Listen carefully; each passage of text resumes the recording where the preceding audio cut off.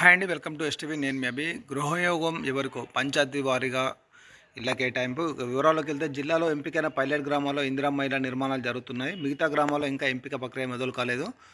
3 రోజుల కింద పంచాయతీల వారీగా ఇళ్ల సంఖ్యను కేటాయిస్తూ గృహ నిర్మాణ శాఖ అధికారులు ఎంపీడీఓలకు జాబితాలు అయితే పంపించారు. దీంతో ఇందిరమ్మ కమిటీలు మండలానికి నియమించిన ప్రత్యేక కమిటీ సభ్యులు పరిశీలించి అర్హులను గుర్తించాల్సి ఉంది. వారు ఎంపిక చేసిన లబ్ధిదారుల జాబితాలను కలెక్టర్ ద్వారా ఇన్ఛార్జ్ మంత్రి ఆమోదం కోసం పంపాల్సింది. ఈ ప్రక్రియమంతా నెలాఖరులో పూర్తి చేయాలని ప్రభుత్వం సూచించిన గడువులోపే పూర్తి కావడం గగనంగా మారింది. ఆసిఫాబాద్ నియోజకవర్గంలో 10 మండలాల్లో, ఆదిలాబాద్ జిల్లా నాగల్ కర్నూలు, గాదిగూడ ఇక్కడ చూసుకోవచ్చు మండలాలు కలిపి 237 పంచాయతీలు ఉన్నాయి. పైలట్ గ్రామాల్లో 1110 ఇళ్ళు ఇదివరకే మంజూరు చేశారు. అంటే పైలట్ గ్రామాల్లో మంజూరైన మొత్తం ఇల్లు 1610 పోను మిగిలిన 1890 ఇళ్లను మిగతా పంచాయతీల్లో జనాభా వచ్చిన దరఖాస్తుల ఆధారంగా విభజించారు. సిర్పూర్ నియోజకవర్గంలో 7 మండలాల్లో 134 పంచాయతీలు ఉన్నాయి.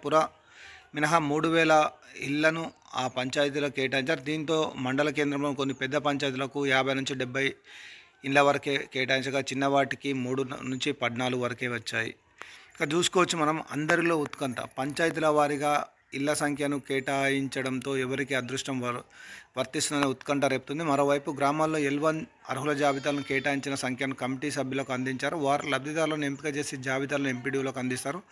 ఆ జాబితాలను మండల స్థాయిలో నియమించిన ప్రత్యేక కమిటీ ఎంపీడీఓ, ఎంపీఓ, మండల వ్యవసాయ అధికారులు క్షేత్రస్థాయిలో పరిశీలించి అర్హుల జాబితాను కలెక్టర్ పంపిస్తే ఇన్ఛార్జ్ మంత్రి ఆమోదించడంతో అర్హులకు ఇల్లు అయితే మంజూరు చేశారు. ఇక్కడ మీరు గమనించాలి, మీకు క్లియర్గా డయాగ్రామ్ వేసి చూపిస్తాను, ఎక్కడ స్కిప్ చేయకండి. ఇప్పుడు మన ఎంపిక చేసిన గ్రామాలు ఏవైతే ఉన్నాయో అవి కాకుండా తెలంగాణ వ్యాప్తంగా టోటల్ ఏదైతే తెలంగాణ వ్యాప్తంగా ఈ లీస్ట్ అనేది మనకు రిలీజ్ అయితే చేశారు. అంటే గ్రామాలలో ఈ మున్సిపాలిటీ అలాగే జిహెచ్ఎంసీ పరిధిలో కాకుండా ఈ గ్రామాలలో చాలా వరకు జనవరి 21 తారీఖు నుంచి ఈ మంజూరు పత్ర మన ఈ లిస్టు సంబంధించి రిలీజ్ అయితే చేశారు.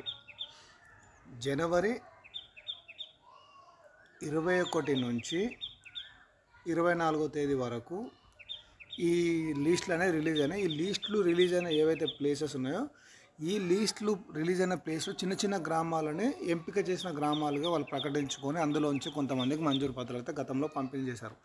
ఇప్పుడు ఇక్కడ ఏం జరుగుతుందంటే, జనవరి 21 నుంచి 24 వరకు ఏదైతే ఈ గ్రామాలలో కొన్ని గ్రామాలలో ఈ లిస్ట్ అయితే రిలీజ్ చేశారో ఆ లిస్టులోంచి మళ్ళీ అత్యంత నిరుపేదల్ని గుర్తించే పనిలో ఇందిరమ్మ కమిటీ అయితే ఉంది.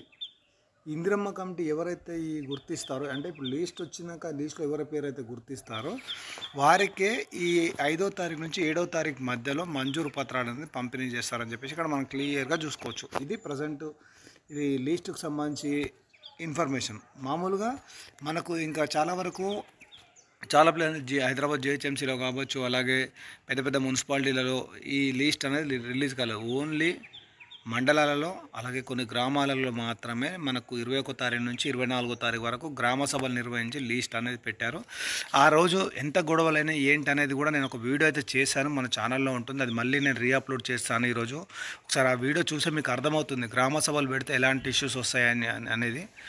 అయితే ఆ గ్రామ సభలలో ఏదైతే ఇష్యూస్ వచ్చాయో అప్పుడు ఆ లిస్ట్ అనేది అలాగే పెట్టారు. ఆ లిస్టులోంచి మళ్ళీ ఇప్పుడు అత్యంత నిరుపేదలను ఎంపిక చేసి మనకు 5వ తారీఖు నుంచి 7వ తారీఖు అనేది మనకి ఈ మంజూరు పత్రాలు పంపించేస్తారు. ఈ ఇందిరమ్మ ఇల్లు నుంచి మరిన్ని అప్డేట్స్ అయితే మన దగ్గర ఉన్నాయి. వాటి గురించి మరొక వీడియో అయితే చేస్తాను. ఎందుకంటే వీడియో లెంత్ ఎక్కువైపోతే చాలామంది చూడరు, వారికి అర్థం కాదని చెప్పేసి ఈ వీడియో ఇంతటితో క్లోజ్ చేస్తున్నాను. మన ఛానల్ కొత్తగా ఫస్ట్ టైం విజిట్ చేస్తే మాత్రం సబ్స్క్రైబ్ చేసుకొని లైక్ చేయండి, సపోర్ట్ చేయండి. అలాగే మన వాట్సాప్ ఛానల్లో కూడా జాయిన్ కానీ, లింక్ హాయ్ అని చెప్పి పెడితే లింక్ అనేది సెండ్ చేస్తాను. మీరు వాట్సాప్ ఛానల్లో జాయిన్ అయితే మనం లైవ్ అనేది పెడతాం. లైవ్లో మీకు డౌట్స్ అన్నీ క్లియర్ చేసే ప్రయత్నం చేద్దాం. Thank you for watching STV.